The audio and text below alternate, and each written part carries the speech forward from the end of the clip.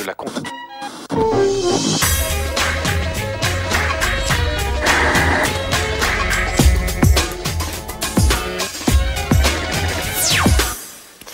Salut à tous, samedi 12h45, plus clair, 13e édition. Bienvenue pour toute l'actu média, les images, nos enquêtes, les coulisses, nos invités, le programme. Le voici. Nous commencerons comme chaque semaine avec le Média Mix, l'essentiel de la semaine en images et en 5 minutes. Notre zoom, c'est bien sûr Villiers-le-Bel, la ville au cœur de l'actu. Nous avons suivi sur place les photographes de la presse quotidienne. Arlette Chabot interviewait Nicolas Sarkozy sur ces événements jeudi soir. La patronne de l'info à France 2 est notre invitée. Sur ce plateau également, un homme absent des écrans depuis 3 ans. Après un grave accident de jet ski, Vincent Lagaffe a accepté de se confier à Plus Clair. Pourquoi il ne fait plus de télévision? Quels sont ses projets? Réponse dans quelques minutes. Tous les autres rendez-vous, le zapping, les TV Télé, cette semaine Ariane Massenet et Philippe Gildas, la télé des voisins, la webzone et l'observatoire des séries avec des hommes poilus qui font beaucoup parler d'eux. Voilà, on commence tout de suite avec l'actu résumée et mixée par Plus Clair. C'est le Média Mix préparé par Karima Hamzaoui et Théodore Bourdeau. C'est parti. Dans le Média Mix cette semaine, d'abord la déprogrammation par M6 de l'émission de Roland McDan. Êtes-vous plus fort qu'un élève de 10 ans? Et toi, est-ce que ça t'embrouille la crinière ou pas?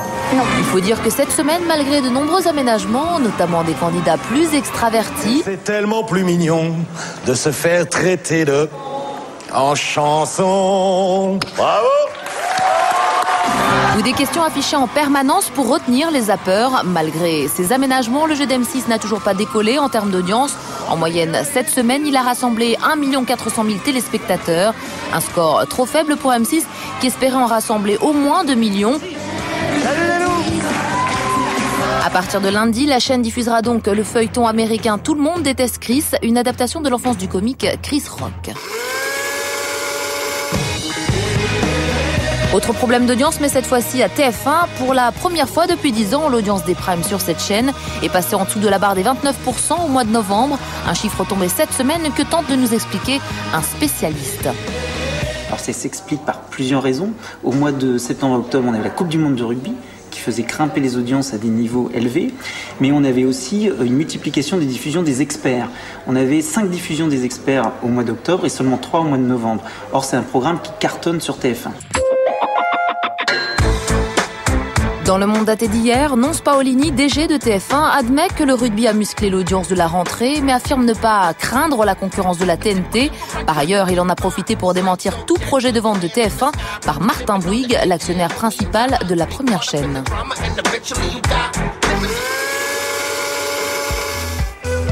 Cette semaine, on apprenait que le Noël de la chaîne TF6 serait celui des blondes, exit Loana. À vos mouchoirs. Et bienvenue à une autre animatrice hors norme, Victoria Silvstedt, qui présentera les meilleurs moments de la télé-réalité saison 3. Vous pouvez filer, dépêchez-vous. Le problème de Victoria, c'est bien sûr la langue. C'est très très difficile, pronunciation. Il y a beaucoup de... Mais elle a ses petites astuces, la phonétique par exemple. En fait, j'écris tout dans la phonétique, tu sais. Ici, je mets... plus hallucinant. Je vais mettre hallucinant. C'est dur, mais ça fait du bien. L'autre problème de Victoria, c'est qu'elle se prend un peu pour Marilyn Monroe. C'est un peu un Marilyn Monroe style, hein? Right? Mais quand elle ferme la porte de sa loge, c'est pas vraiment tout à fait Marilyn Monroe. Oh, c'est difficile. Puis direction les répétitions, attention, mouvement de jambes. 4, 3, 2, 1... Première prise. Eh oui, Love Story a beaucoup de frères, sœurs et cousins. Cousins. Deuxième prise, encore quelques réglages linguistiques. Beaucoup de frères, sœurs et cousins. That's perfect. All right. Victoria sera prête et parfaitement bilingue le 23 décembre sur TF6 pour la première diffusion des meilleurs moments de la télé-réalité, même si cette journée pour elle a été, comment dire... Ça m'a fait mal à la tête, hein. Enfin, dans le Média Mix, la soirée de la semaine avec des people télé qui vendaient leurs photos de vacances aux enchères. L'animateur qui a tout organisé, c'est lui. C'est super chiant à organiser, c'est comme ton mariage, c'est horrible, tu veux pas le faire chaque année. Bah oui, mais maintenant il faut aller jusqu'au bout. Son idée à Pierre Mathieu, c'était de vendre toutes ces photos au profit d'une association qui vient en aide aux handicapés. Alors là, forcément, vous vous demandez, mais qu'est-ce qu'ils ont pu prendre en photo, vos animateurs chéris ?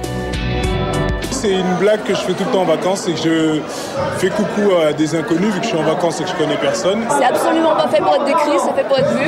Comme je suis un journaliste jusqu'au bout des ongles, j'avais envie que ce soit là, un petit côté news. J'aurais aimé qu'elle parte à 3 millions d'euros, bien entendu, comme toutes les autres, parce que c'était pour la bonne cause. Elle est partie à 800 €. L'honneur est sauf, d'autant qu'elle était très belle. Comme à Plus clair, on a du flair. On a suivi en live direct les enchères de la photo prise par Laurent Fontaine. Attention, c'est le record. 4 500 €. C'est bien, content. Ça fait un fauteuil et demi pour les handicapés. Cette soirée aura apporté en tout 22 500 € à l'association Vague d'Espoir.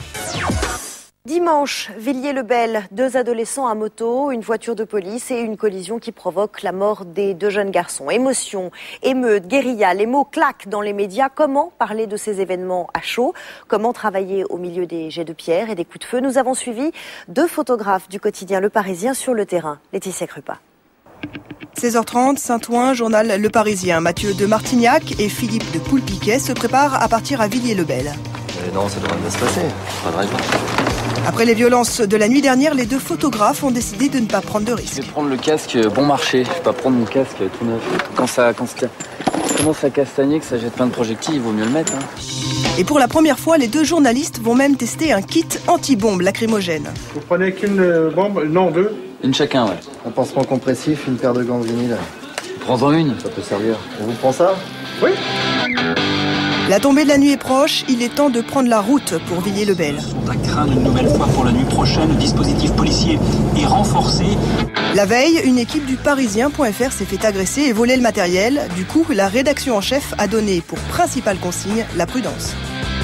Hier soir, ils nous ont même dit de revenir parce qu'ils ont eu des contacts police et qui leur ont dit que c'était très chaud et qu'il y avait des tirs au fusil de chasse. Donc ça sert à rien d'aller... de continuer et jouer même nous la provocation en tant que journaliste. Sur place, les médias sont déjà installés. Tout est prêt pour les premiers directs télé. N'importe quoi ce soir. Le nombre de paraboles, c'est du cinéma là. C'est vraiment du cinéma. Mais pour l'instant, pas d'alerte. Les habitants du quartier sont à nouveau réunis pour une marche silencieuse en mémoire des 2 adolescents décédés dimanche dernier. Rentrez chez vous calmement. Là maintenant, la manifestation a eu lieu. Franchement, vous pouvez être fiers de vous. Vous êtes nombreux, chaque fois vous êtes nombreux. Ouais, merci donc là beaucoup, maintenant, rentrez tranquillement. Merci. Merci encore aux journalistes. Toute la journée, les appels au calme se sont succédés. Et ce soir, la cité de Villiers est étrangement pacifiée. Philippe, le photographe du Parisien, en profite pour envoyer ses premières images au journal. Mais derrière ce calme apparent, on sent comme une tension. La ville est quadrillée. Il y a plus de 1000 policiers et une centaine de journalistes. Les télévisions étrangères présentes en masse s'attendent à de nouvelles violences. Quand on a commencé à filmer ce matin, on a failli se faire agresser par un groupe de jeunes. La situation est vraiment tendue par ici. Il fait froid, comme vous le voyez, mais nous nous sentons en sécurité. Mardi soir, il n'y aura pas d'émeute, mais comme une démonstration de force, les pelotons de CRS vont sillonner les rues, talonnés par les journalistes. Mais ils sont descendus et je suis avec un peloton qui marche. Ouais, je t'appelle s'il y a un truc, je t'appelle.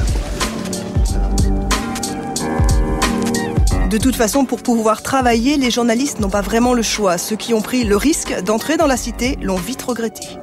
On a été dans la cité, on s'est fait casser la gueule. Vous étiez tout seul, sans escorte? Ouais, ils se sont fait attaquer, casser la voiture et voler la caméra. Donc on essaye, hein, mais juste, c'est un peu compliqué. 22h30, un tir retentit. Venez. Ça tire au fusil, là. C'est de la grenaille ou je sais pas quoi. Ah oui, je l'ai pris sous les pieds. Ah, je me suis pris tu l'as pris dedans?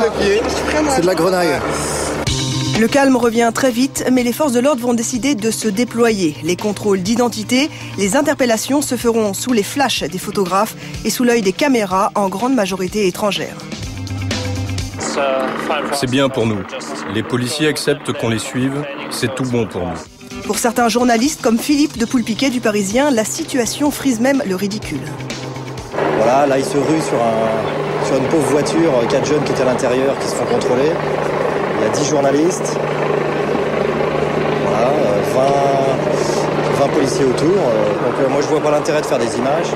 Minuit et demi, retour au journal. Les deux photographes découvrent les clichés choisis pour la double page du lendemain. Vous avez une photo chacun.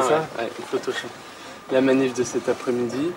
Une ambiance, la banlieue sous surveillance. Très bien. Après 2 jours de violence, Villiers-le-Bel ne fait plus la une, mais reste un des principaux titres. Pour son enquête, la police judiciaire a demandé aux Parisiens les photos prises pendant les émeutes. Mais comme en 2005, le journal a refusé fermement. Jeudi soir, Nicolas Sarkozy intervenait à la télévision depuis l'Élysée. Il répondait aux questions de PPDA et d'Arlette Chabot, la patronne de l'info à France 2, qui est notre invitée aujourd'hui. Comment a-t-elle vécu cette interview? Comment a-t-elle vécu les événements de la semaine? Comment se porte sa rédaction? On va lui poser toutes ces questions. Arlette Chabot, bonjour et merci d'être avec nous sur ce plateau.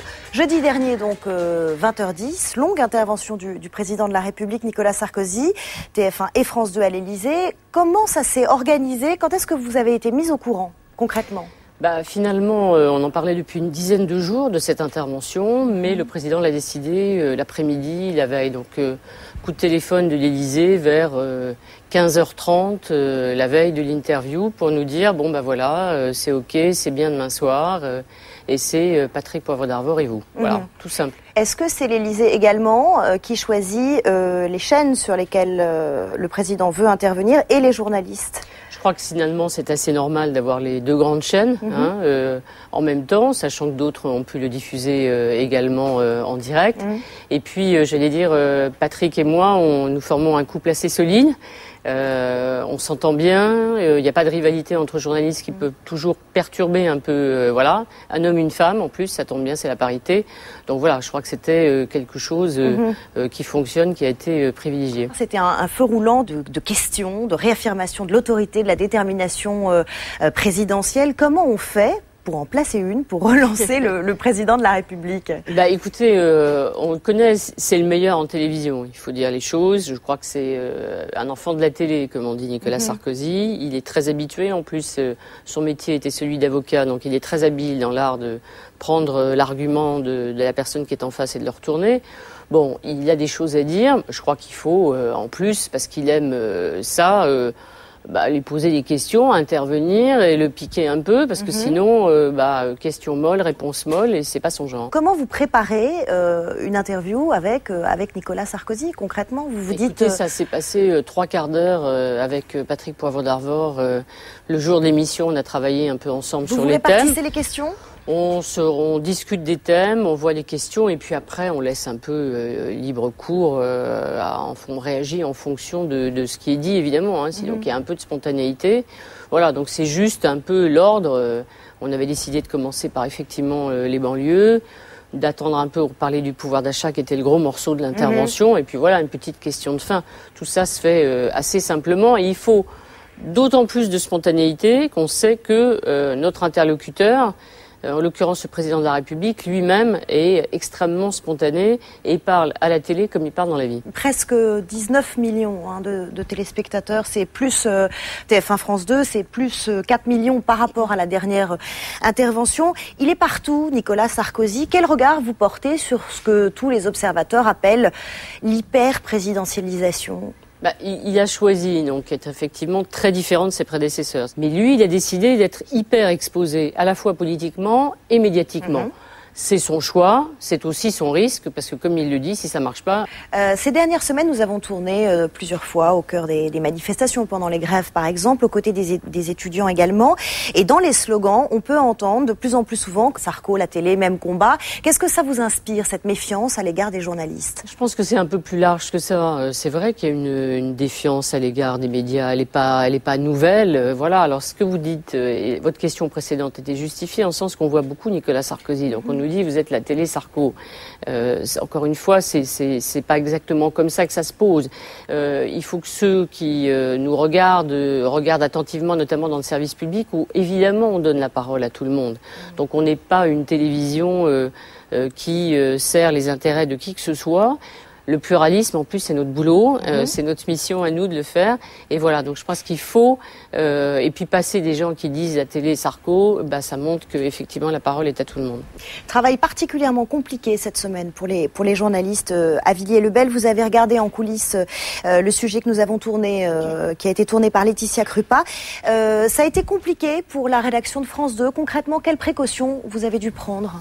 Vous savez, on avait établi des règles en 2005 où c'était effectivement encore beaucoup plus grave. C'est simple, il y a évidemment beaucoup de prudence pour des journalistes. C'est pas la peine de prendre des risques. C'est pas la peine non plus par notre présence d'alimenter des incidents. Je crois que le reportage est très bien parce qu'on voit cette espèce de folie médiatique avec des journalistes qui déboulent de partout, les journalistes étrangers qui sont là. Il y a à la limite plus de journalistes effectivement que de gens des quartiers. Ça n'a pas de sens. Donc il faut qu'on soit là, qu'on montre encore une fois ce qui se passe. On n'alimente pas non plus les incidents par notre présence et on ne fait pas courir de risques à nos journalistes. Mais comme ils se font tirer dessus, précisément, certains journalistes sont obligés de se protéger, soit derrière les policiers, soit avec des gardes du corps. Est-ce qu'on peut filmer de manière objective ce qui se passe quand on est obligé de tourner dans ces conditions ? C'est extrêmement dommage d'être accueilli, soit mal accueilli, d'aller avec des gardes du corps. Je trouve que c'est absolument surréaliste parce qu'on est dans notre pays, ce sont nos quartiers. Vous le faites là, c'est notre pays. Vous protégez certains très journalistes. Attention, mais franchement, si on est aux gardes du corps, autrefois, vous savez, il fallait on disait, vous avez des fixeurs, comme quand on est dans un pays en guerre, etc. Donc c'est quand même invraisemblable. Et je crois qu'il faut que ceux qui habitent ces cités réfléchissent aussi, ce qu'on avait fait d'ailleurs un peu après les événements de 2005, à la manière dont on pourrait créer des liens. À l'époque, le débat c'était en faire trop ou en faire pas assez. C'est toujours ça. On n'est toujours pas sorti de ce dilemme. Non, mais c'est surtout trouver des moyens pour nous de suivre un peu ce qui se passe dans ces villes. Et quand on y va, ne pas être accueilli soit en ennemi, soit effectivement en plus être accueilli comme des cibles, devenir des cibles. L'actu très chaude, les JT, les magazines d'infos, les audiences, les changements d'équipe, les rumeurs. Voilà 3 ans, presque 4, que vous tenez bon. On dit de vous que vous êtes très déterminé. Les moins gentils disent autoritaire. Ceux qui vous connaissent bien vous reconnaissent aussi beaucoup d'humour.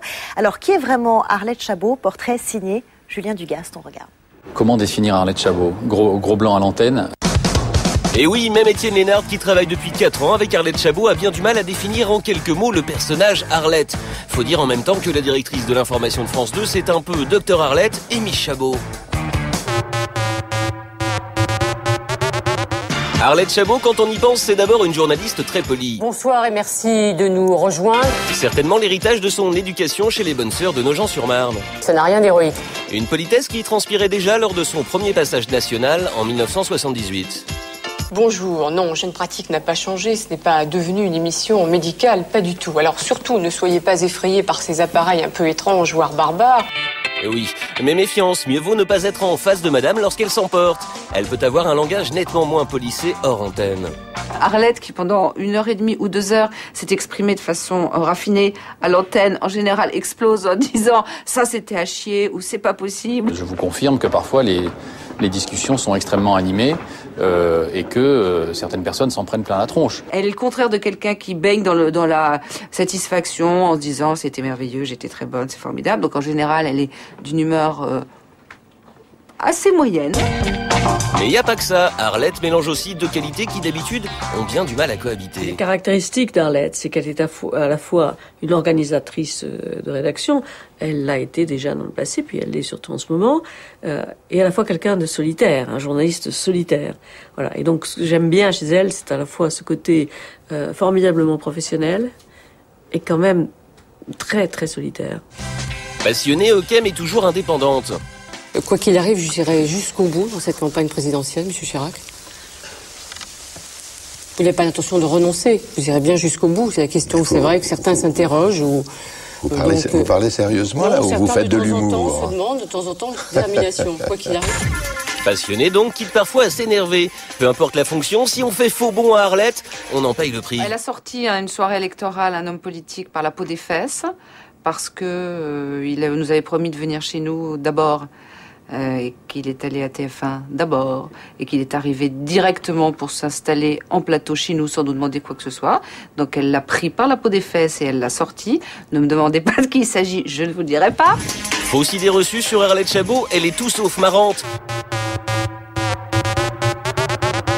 Grosse erreur, même si évidemment ça ne transpire pas dans ses interviews, comme jeudi soir avec le président de la République par exemple. Jamais le président Sarkozy se dit Nicolas Sarkozy, candidat, a fait un peu trop de promesses, je vais avoir du mal à les tenir. Alors, interrogez-moi sur les promesses que je ne pourrais pas tenir. Là, vous ne l'avez pas trouvé drôle, c'est normal. Pourtant, Arlette, quand elle veut... Je veux pas la mettre dans l'embarras, mais elle fait hurler de rire la plupart des gens quand elle se met à imiter les personnalités politiques qu'elle connaît par cœur, y compris leur tic de langage. Donc, si vous lui demandez de faire une imitation d'un journaliste, d'un homme politique ou d'une femme politique, elle vous la fera, j'en suis sûr, avec plaisir. Alors, ce talent d'imitatrice. Merci Étienne, mais c'est pas le lieu, voilà. Donc je fais des imitations un peu comme ça, donc ça. On peut savoir de qui au moins? Non, parce que je connais de temps en temps un peu effectivement les formules utilisées par les uns et les autres. Donc les hommes politiques, les femmes politiques, ce sont... Oui, quand on me dit on va inviter X, et je dis bah voilà ce qu'il va dire, et on connaît le langage et on sait à peu près le discours, donc ça les fait rire parce que je leur dis voilà, la première question il va répondre ça, la deuxième question il va dire en gros telle chose, en général, ou elle va répondre telle chose, et puis voilà, donc ça les fait rire un peu, et après je vérifie si j'ai bon. L'ambiance à France 2, à la rédaction notamment, à chaque fois que l'on vous pose la question de l'ambiance à la rédaction de France 2, c'était le cas en juin notamment, où ça a pas mal tremblé, on a droit à tout va pour le mieux dans le meilleur des mondes. Donc aujourd'hui, vous me répondez... Non, mais ça va pas toujours le mieux, c'est une rédaction, comme je dis, qui est un peu vivante, et dans laquelle, et il n'y a pas beaucoup de rédactions comme ça en France, on a le droit de s'exprimer. Donc les gens s'expriment, ils ont le droit de critiquer, et ils ne se privent pas de le faire. Bon. En même temps, c'est une rédaction qui est très mobilisée. Et quand on est en difficulté, notamment sur une édition, ce qui était le cas du 20h semaine, eh bien toute la rédaction est revenue vraiment avec une envie que ça marche, une envie de travailler et s'est mobilisée. Donc ça, c'est formidable, voilà. Jeudi 6, vous recevez Ségolène Royal. La politique, c'est pas encore terminé. Oui, je suis sur une émission politique, à vous de juger. Ouais. Voilà, à vous de juger. Vous recevez donc Ségolène Royal. Est-ce que vous voulez nous faire découvrir la nouvelle Ségolène Royal, comme nous l'annonce Le Point c'est à elle de dire comment elle voit son avenir. Alors la nouvelle Ségolène Royal, ce sera elle qui nous dira en quoi elle est différente de celle qu'on a connue l'année dernière. Merci en tout cas d'avoir répondu à nos questions. Arlette Chabot sur le plateau de Plus Clair. Sans transition, on va passer au Bug TV quand la télé dérape, perd le contrôle et devient presque absurde. C'est la sélection hebdomadaire de Vincent Calvet.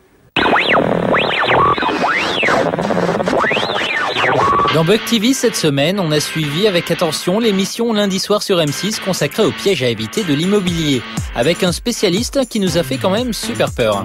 Là, 5,50 m, c'est pas possible. La seule solution, c'est de raser. Vous serez hors la loi. Une émission qui dénonçait les pratiques de certains agents immobiliers véreux, des personnes qui étaient bien sûr floutées et dont les voix étaient trafiquées d'une drôle de façon. Et là, vous avez les WC et puis le point machine à laver. Et oui, on a vraiment cru reconnaître la voix d'Elie Moon. Alors là, vous avez donc un séjour. Jeudi, dans le magazine de la santé sur France 5, il y a eu comme une erreur dans les fiches des deux animateurs. Voici ce qu'ils nous ont annoncé. On va retrouver notre expert du jour, Johanna Kenkin. Elle nous emmène aujourd'hui dans le service de réanimation de l'hôpital Kremlin-Bicêtre en région parisienne. Je vous emmène aujourd'hui à l'hôpital américain de Paris. Et oui, ils se sont trompés d'hôpital et de sujet. Le reportage était en fait consacré à la mammographie. D'ailleurs, c'était écrit là. Comme vous avez pu le constater, ça n'était pas le bon sujet. Voilà. Là, c'était la mammographie, non? C'est ça. Voilà, j'ai bien suivi, non? C'est très bien, Michel. C'était très intéressant quand même. En tout cas, ils restent toujours très polis entre eux dans le magazine de la santé. Dès que l'émission commence, c'est toujours la même rengaine. Bonjour, bienvenue au magazine de la santé, Marina Parimon. Bonjour. Michel, bonjour. Bonjour à tous et bonjour Benoît. Bonjour Michel, bonjour à tous. Ça y est, on peut commencer. Mercredi soir, c'était la première demi-finale d'Incroyable Talent sur M6. Comme d'habitude, on a eu droit à des numéros vraiment spectaculaires. Et on s'est dit qu'il nous manquait vraiment quelqu'un, notre spécialiste en immobilier. Il aurait su trouver les mots qu'il fallait pour bien juger les prestations de la soirée. C'est inconcevable. À notre époque. Au suivant. Voilà, je me demandais quand elle allait le dire. Elle aurait pu commencer par là, cette dame. À suivre, après la pub, le zapping, l'ITV Télé, Ariane Massenet, Philippe Gildas, c'est le couple de la semaine, l'Observatoire des séries, la télé des voisins, la Webzone et notre invité, Vincent Lagaffe. Que devient-il? Vous le saurez juste après la pub. Retour sur le plateau de Plus Clair, tout de suite comme promis, le zapping. Quand deux personnalités de la télé font les questions et les réponses, ça donne l'ITV Télé cette semaine, Ariane Massenet et Philippe Gildas, on regarde. Je suis sûr qu'on t'a déjà confondu avec une autre personnalité. Laquelle? Claire Chazal. La pauvre. Connais-tu un animateur télé qui porte une perruque? Sans doute. Pas moi, contrairement à ce que disait notre copain de Cône, mais je ne te le dirai pas. Est-ce qu'il y a une émission que tu regardes parce qu'elle te remonte le moral? Les confessions intimes. Je suis très très fan de confessions intimes. Ça me met une patate formidable. Et l'émission alors qui te déprime? Un livre un jour. C'est plutôt le journal de Claire Chazal ou le journal du Hard? Le journal où on apprend le plus, puisque c'est fait pour ça, un journal. Le problème, c'est que je m'endors très très tôt. D'après toi, l'animateur du PAF le plus mal habillé? Il y en a quelques-uns, hein. Le Perse, quand même, je crois. C'est pas possible. Est-ce que tu kiffes Arlette Chabot? Yes, tout à fait, je la kiffe tout à fait. Et pour cause, je l'ai vu commencer à la radio. Quel est l'animateur, ou l'animatrice, bien sûr, le mieux habillé? Denisot. Sans hésitation. Qui tient la télécommande à la maison? Ça, je crois que c'est Maryse, alors vraiment. Vraiment. Et c'est pas toujours à la faire marcher entre le câble et l'hertzien, mais ça nous fait une stéréo décalée quand on se gourre. Mais c'est elle, ça c'est clair. De toi à moi, les initiales de ton pire ennemi dans le PAF, les initiales. JB. Est-ce que tu crois que la télévision rend fou? Un peu quand même. Certains beaucoup. Bon, enfin, ça se soigne. Quel est l'animateur qui a le plus beau carnet d'adresses d'après toi? Marc-Olivier Fogiel. Tu demanderais à Valérie Damido de redécorer ton appartement? Non, c'est vachement bien ce qu'elle fait. Vraiment vachement bien d'ailleurs, c'est un vrai tabac. Mais Maryse décore très très bien. Je crois connaître la réponse, mais est-ce que t'as déjà été ivre à la télé? Ouais, une fois. Une fois avec Doc Gynéco qui m'a fait boire du rhum. Voilà, interview croisée réalisée par Alexandre Pérez, Ariane Massenet, tous les soirs aux côtés de Michel Denisot, 19h10, le Grand Journal. Philippe Gildas, quant à lui, lance sa chaîne Vivolta le 10 décembre prochain. Dans Plus Clair, l'Observatoire des séries, c'est le meilleur des séries télé. Mais cette semaine, vous avez droit au pire. Voici la série considérée comme la plus nulle par les critiques américains. Elle a même été classée parmi les 25 pires émissions de tous les temps. Imaginez des hommes préhistoriques catapultés au 21e siècle en jeans et baskets. C'est le délire de la série Cavemen, Vincent Calvet.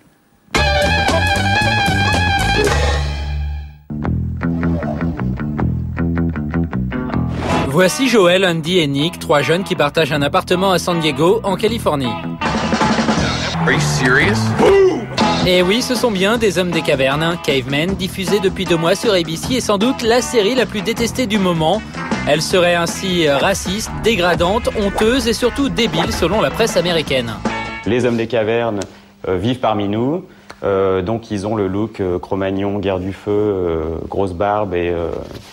Mais par contre, ils sont parfaitement intégrés à la société, ils travaillent, voilà, ils font juste partie de la société avec leur look de Néandertal.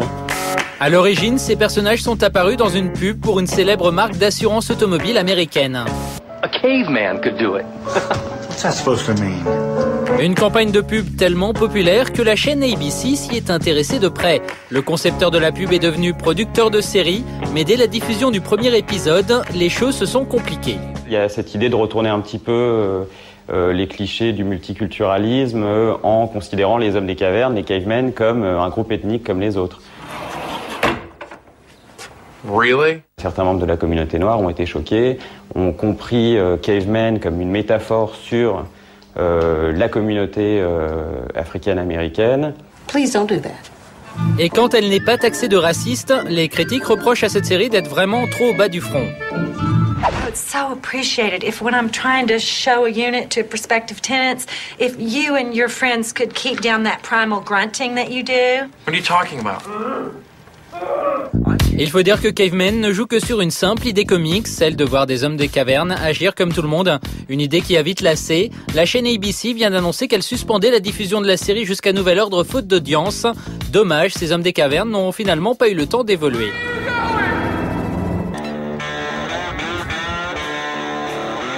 Vous le savez sans doute, les scénaristes américains sont en grève depuis plusieurs semaines. Ils souhaitent renégocier leur contrat avec les majors américaines. Mercredi, c'était une journée de mobilisation mondiale pour ces auteurs. À Paris, des scénaristes sont donc descendus dans la rue. Ils ont fait le tour de la capitale afin de se faire prendre en photo devant des monuments. Ils souhaitent ainsi envoyer les photos aux grévistes américains, histoire de montrer leur solidarité. L'occasion aussi pour eux de militer pour une plus grande reconnaissance de leur travail.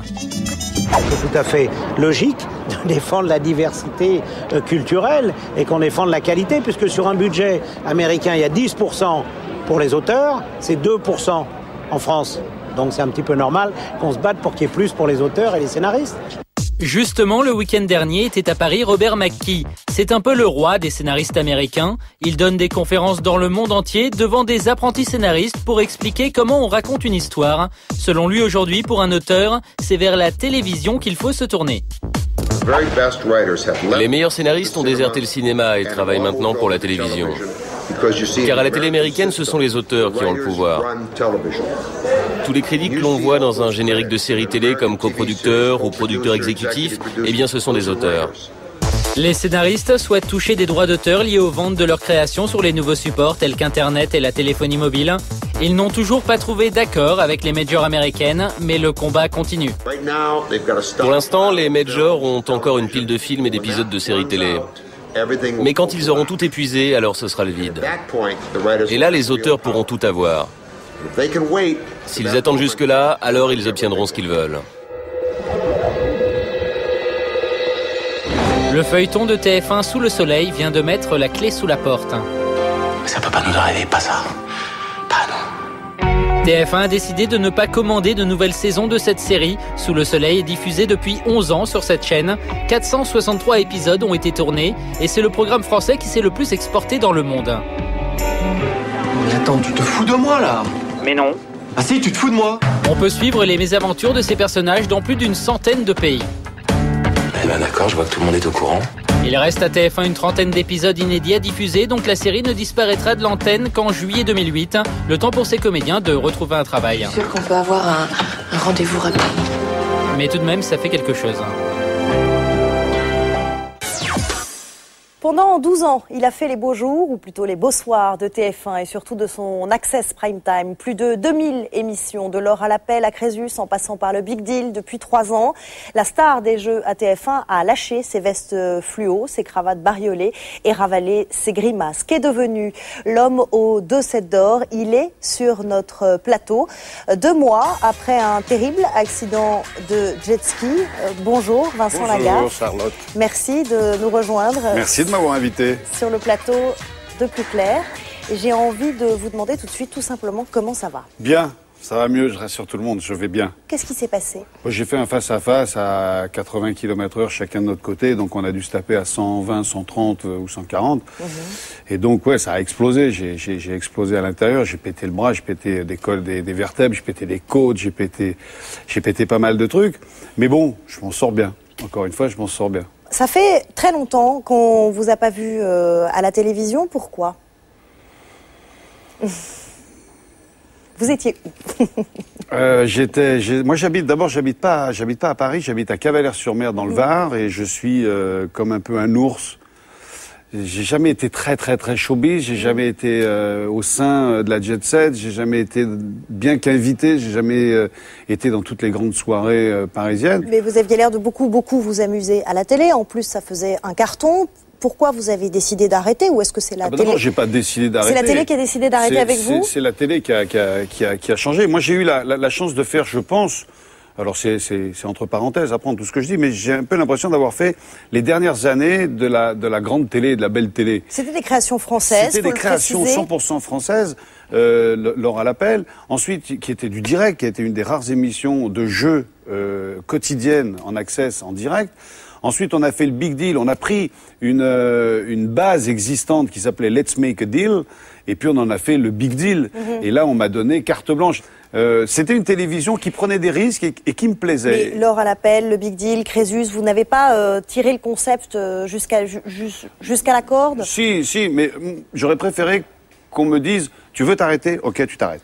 Et moi, 2 ans avant la fin du Big Deal, je voulais que ça s'arrête. À TF1? Ouais, je voulais passer à autre chose, je voulais faire autre chose. Mais bon, après, c'est une machine qui est tellement énorme, qui brasse tellement de gens et d'argent qu'on n'arrête pas. Mais pourquoi il n'était pas possible d'évoluer avec TF1, d'imaginer un autre jeu, un nouveau concept d'émission qu'il vous aurait proposé ou que vous auriez proposé? Parce que tout ce que j'ai proposé, ça faisait peur. Quoi, par exemple? Votre envie, c'était quoi à l'époque? Nous, j'ai proposé un jeu sur le jeu de cartes, la bataille, un jeu tout bête. Mais chaque fois que je proposais un jeu, il fallait que ça soit un jeu où je puisse faire le show. Moi, j'ai toujours été un showman. J'ai pas été, avant de faire de la télé, j'ai fait 15 ans de scène.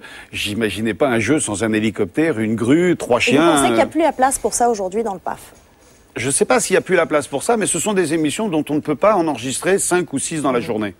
Or, maintenant, pour des questions de rentabilité, il faut en faire 3, 4, 5, 6, voire 8 dans la journée. Et j'ai pas envie de faire ça. Vous dites, je n'ai pas l'impression d'être au creux de la vague puisque j'ai refusé ce qu'on me proposait. Évidemment, on a envie de vous demander ce que vous avez refusé. J'ai refusé. J'ai fait les premiers pilotes de 1 contre 100. C'est le jeu qui est présenté par Benjamin Castaldi. Pourquoi ça ne vous a pas plu? C'est pas que ça m'a pas plu. Moi, j'ai fait les 3 premiers pilotes. C'est-à-dire que ça s'appelait la 13e question, puis 1 contre 100, et après ça a été le mur. Et j'ai dit, je suis pas sûr d'être très heureux dans le rôle de Benjamin, d'être sur 1 mètre carré. Je suis pas sûr de bien tenir. Donc j'ai eu l'honnêteté de le dire et ils se sont dit, Benjamin Castaldi, lui, il le sent bien, donc ils ont donné le bébé à Benjamin Castaldi.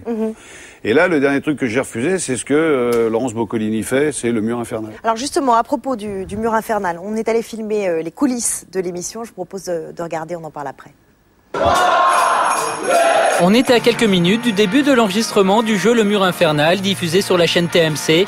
Une version de ce jeu spécial VIP prévue en prime pour les fêtes de fin d'année. Un jeu où 2 équipes s'affrontent pour ne pas tomber à l'eau. Les candidats sont là sur la zone d'impact, sur le plateau. Le rideau se lève, ils découvrent les formes dans le mur. Le mur s'approche du candidat. Le candidat doit traverser le mur en reproduisant exactement la découpe. Le Mur Infernal est produit par la société de Christophe de Chavannes, Coyote. Ce jeu a vite trouvé son public sur la TNT. À l'origine, c'est un programme culte qui triomphe sur la chaîne japonaise Fuji TV. Pas étonnant qu'il ait été adapté, la recette de ce jeu est particulièrement efficace, une recette que nous sert en France Laurence Boccolini tous les soirs à 19h45. Alors si la tenue est bien plus flashy que sa robe du maillon faible, elle a gardé le goût des phrases choc que l'on répète à chaque émission. Le seul jeu du PAF où les candidats, au lieu de gagner des briques, les prennent dans la figure. Je suis contente avec le maillon. Moi, c'était vraiment un jeu que j'adorais. C'était un rôle de composition. C'était vraiment, mais il fallait tenir vraiment pendant 6 ans un rôle extrêmement strict. Donc, on pouvait pas trop s'éclater. Enfin, on pouvait pas bouger du rôle. Tandis que là, il n'y a pas de bible, si vous voulez. C'est l'adaptation d'un jeu japonais, mais on fait ce qu'on veut. Cette version spéciale célébrité, c'était pour une bonne cause. Les cadeaux remportés iront au secours populaire. Rien de tel pour bien motiver ces personnalités. Ça va bien relancer ma carrière, ça. Je vous le dis. Des people qui étaient bien décidés à ne pas se mouiller.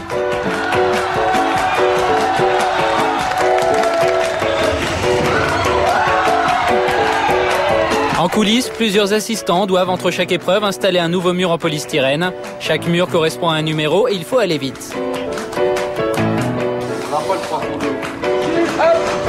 Et quand un mur manque à l'appel, il faut vite aller le retrouver à une centaine de mètres de là. En tout cas, après avoir affronté le mur, ces personnalités pourraient nous en parler pendant des heures.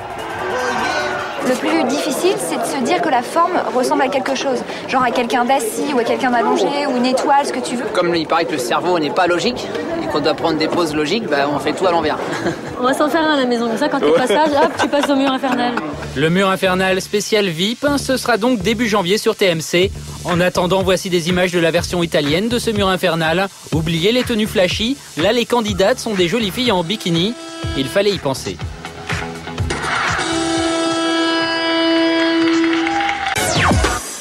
Alors finalement, Vincent Lagaffe, pourquoi avoir refusé d'animer ce jeu?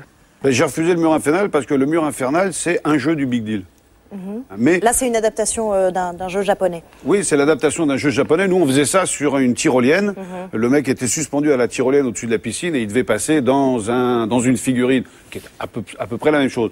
Mais nous, c'était un jeu de 3 minutes dans une émission de 45 minutes. Or là, c'est une émission de 25 minutes basée sur le même truc.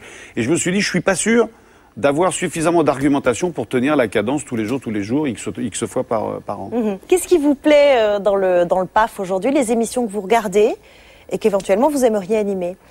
Alors, ce que je regarde, c'est le journal télévisé, les séries américaines, les experts, Cold Case et Esprit criminel. Et ensuite, je suis en grande partie branché sur les chaînes sport ou sur National Geographic. Et qu'est-ce que vous ne regardez pas, sous aucun prétexte, même si on vous force? Pourquoi vous voulez absolument que je dise des choses qui vont être reprises et déformées? Non, ouais, j'aime pas. C'est pas que j'aime pas, c'est que je me retrouve pas et je ne me sens pas attiré par toutes ces émissions où on donne un peu trop de facilité à des jeunes qui démarrent. Voilà.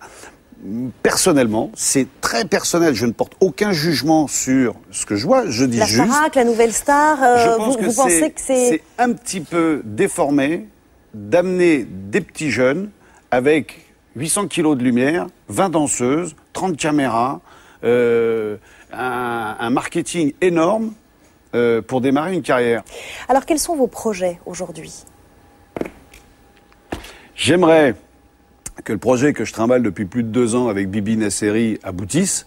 C'est-à-dire qu'on a écrit un film qui devrait s'appeler Le Baltringue et qui parle un petit peu du milieu de la télé et un petit peu du grand banditisme. Donc là, on est tous les deux bien placés pour savoir de quoi on parle, parce que Bibi, qui il y a quelques années a été ce qu'on appelle un mauvais garçon, et moi, il y a quelques années, j'étais ce qu'on appelait un animateur télé. Donc on sait à peu près de quoi on parle. Donc ça, c'est un truc qui nous tient à cœur. Mais on en est où? C'est un projet qui est avancé? Oui, c'est un projet qui est écrit et on cherche le financement. Mais est-ce que s'appeler Vincent Lagaffe dans le cinéma, c'est un problème? J'en sais rien. Vous savez, les Charlots ont fait, je crois, les plus grosses audiences de cinéma et ils s'appelaient les Charlots. Moi, je pense qu'il y a un certain nombre de comédies que j'aimerais tourner et encore une fois, c'est pas parce qu'on s'appelle Lagaffe qu'on vous ouvre la porte du cinéma. Donc j'essaye de trouver les clés, j'essaye une fois que j'ai la clé de trouver la serrure et de trouver dans quel sens se tourne la clé. Mais je vais y arriver, Merci beaucoup en tout cas d'être venu nous donner de vos nouvelles sur le plateau de Plus Clair. Merci. Merci de m'avoir invité, Charlotte. Réunion d'urgence du gouvernement Zapatero cette semaine. Toutes les télévisions privées sont convoquées. L'Espagne est sous le choc. Une femme a été égorgée, une femme qui quelques jours plus tôt participait à une émission de télé-réalité. Ce n'est pas le premier drame de ce genre dans le pays. Alors que s'est-il passé? La télévision est-elle fautive? Récit Julien Dugast.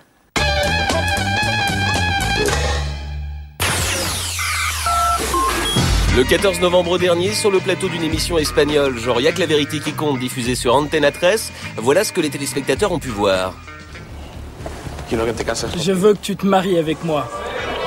Et oui, ça peut paraître beau, ça sent le conte de fées, détrompez-vous. Non. Je ne sais pas. Non, on en sait. Non, vous ne savez pas. Non. Non. Non.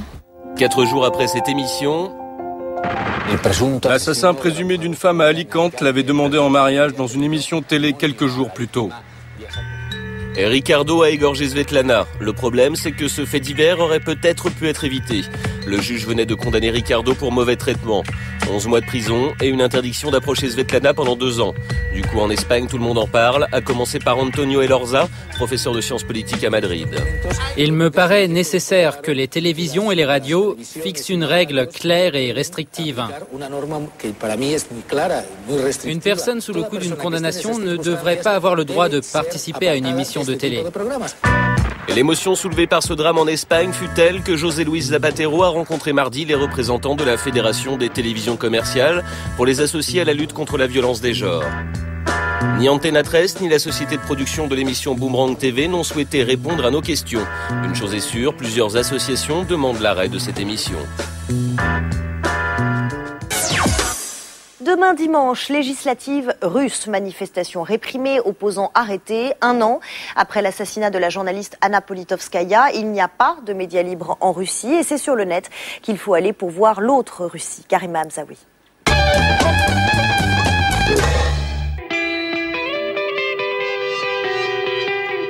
Dans la webzone cette semaine, Vladimir Poutine. Demain, ce sont les élections législatives en Russie dans un contexte démocratique quasi inexistant. Il n'y a pratiquement plus, on va dire, de télévision indépendante qui n'appartiendrait pas d'une façon ou d'une autre à l'État, c'est-à-dire à Vladimir Poutine. Résultat, les opposants au régime de Poutine, réprimés dans les rues, se retrouvent sur le net, dernier lieu de communication libre, bastion de l'opposition, mais pas uniquement. En gros, on a 2 catégories de blogs qui se distinguent, les pros et les anti-Poutine. Et ça se bat à coups de vidéos sur YouTube c'est un véritable champ politique en fait en ce moment, les sites internet. Et voici justement le genre de film pro-Poutine qui circule sur le net.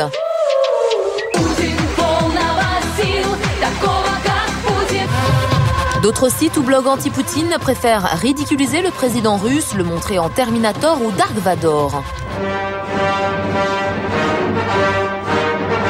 Les autorités russes ont donc bien compris le risque de ce déplacement de la lutte politique sur le net. Le gouvernement tente donc d'occuper cet espace pour tenter de séduire les internautes russes, constitués essentiellement de jeunes urbains, dont Poutine a besoin pour que son gouvernement gagne les prochaines élections présidentielles au printemps 2008.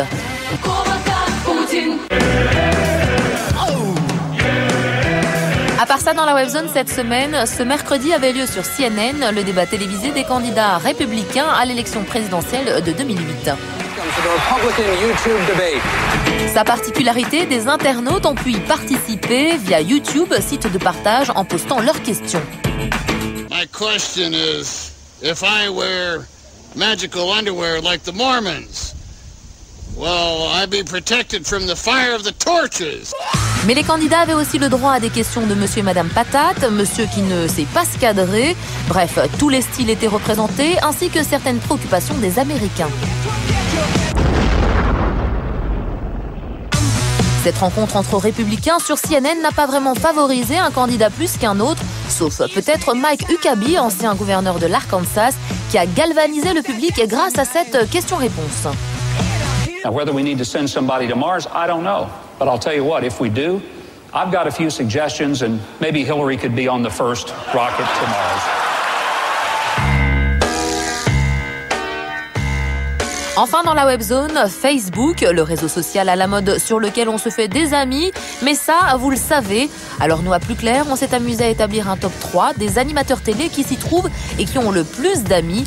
Attention, les résultats ont été réalisés sans trucage. Pierre Mathieu, l'animateur du Morning d'M6, arrive en tête avec 2309 amis. Vous êtes un gros menteur professionnel. Faustine Bollard, chroniqueuse chez Michel Drucker, décroche la seconde place avec 584 amis. Et Emilia Albertini, qui présente la quotidienne Change de look sur M6, est numéro 3 avec 386 amis. Un classement qui laissera de marbre tous les animateurs télé qui n'ont pas été cités dans ce sujet, n'est-ce pas, Laurent Fontaine ? Voilà, Plus Clair, c'est fini. Tout de suite, on prend le café avec Pascal Clark. Je vous retrouve samedi prochain, 12h45. Et d'ici là, ouvrez grand vos yeux.